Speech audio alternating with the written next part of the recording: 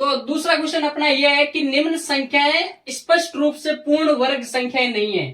Question ये कह रहा है कि जो नीचे हमें संख्या दे रखी है ये पूर्ण वर्ग मतलब कंप्लीटली स्क्वायर नहीं है किसी का, ठीक है ना। तो इसका कारण हमें बताना है। कारण सिंपल सा है, अगर हम 1 से लेके 20 तक स्क्वायर याद करते हैं, 1 से लेके एक बार 10 भी कर लेते हैं, क्योंकि इसका हमें पहले क्वेश्चन की तरह इकाई अंक ही बताना है। इकाई अंक देखो 7, किसी का आ रहा था क्या पिछली वीडियो में या पिछले क्वेश्चन में जाके देखो अभी आप। 7 किसी का नहीं आ रहा है, ठीक है। 3 भी किसी का नहीं आ रहा है। 8 भी किसी का नहीं आ रहा है। 2 का स्क्वायर 4 का 8, 4 का 16, 6 का 36। इस प्रकार क्या है कि ये जो संख्या है और जीरो, ये बात हमेशा ध्यान रखना कि जो जीरो आता है सिंगल जीरो किसी का स्क्वायर नहीं है। एग्जांपल लेके बताता हूं, जैसे 10 है किसी का स्क्वायर नहीं है, 100 किसी का स्क्वायर नहीं है, 200 किसी का स्क्वायर नहीं है, 20 किसी का स्क्वायर नहीं। जिसके पीछे जीरो आ रहा है वो किसी का स्क्वायर हो ही नहीं सकता, ठीक है ना। 1000 भी लेके देख लो आप, 1000 भी नहीं है किसी का, ठीक है। सिंगल जीरो आना चाहिए।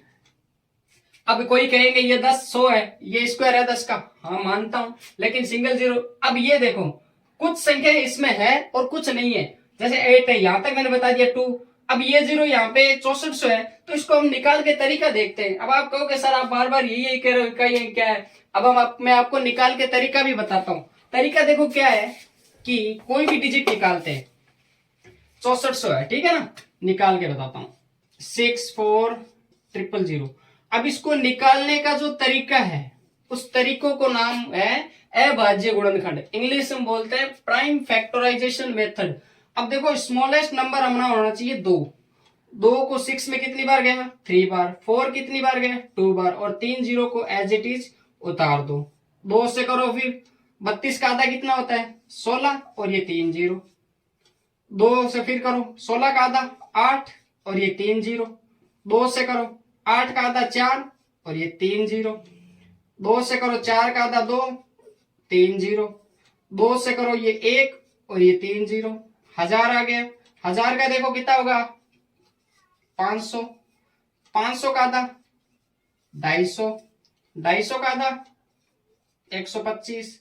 अब देखो अब 125 आते ही क्या है कि अब 2 का डिवाइड नहीं जाएगा। एक ट्रिक बताता हूं, 2 से डिवाइड कौन सी संख्या होगी और कौन से नहीं होगी। जिस संख्या के एंड में या इकाई अंक या तो 0 हो या 2 हो या 4 हो या 8 हो, जिस संख्या के पीछे ये आ जाते हैं वो हमेशा 2 से डिवाइड होती है, और इनके अलावा जो भी आता है वो 2 से डिवाइड नहीं होगी। जैसे 1 हो गया, 3 हो गया, 5 हो गया, 7 हो गया, तो इसके पीछे 5 आ गया, मतलब ये 2 से डिवाइड होगी नहीं। और किससे होगी वो देखते हैं। तो मैं थोड़ा इसको आगे बढ़ा के देख रहा हूं। अब ये डिवाइड होगी किससे 5 से डायरेक्ट, क्योंकि पीछे क्या आ रहा है 5 आ रहा है। तो 5 का इसमें कितनी बार जाएगा 12 में कितनी बार जाएगा सिर्फ 2 बार जाएगा। अब 12 से 10 चला गया तो 2 कितना बच गया ये 25, 5 बार। 5 का इसमें दिया 1 बार, और 5 ये यहां से लास्ट आ गया 1। अब इसका क्या करते हैं हम 2-2 के पेयर बना रहे, वर्ग निकाल रहे हैं ना, वर्गमूल मतलब 2-2 के पेयर।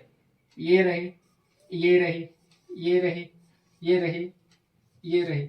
अब इसमें देखो ये तो एक तो 2 बार बच गया, और एक ये 5 बच गया। ये पैर में नहीं आ रहे ना, इनका पैर बना लो। 2 यहां से 2 निकल गया, यहां से भी 2, यहां से भी 2, और यहां से भी 2, और ये 5 का पैर बन गया। अब इन सब का आपस में क्या कर देते हैं मल्टीप्लाई कर देते हैं।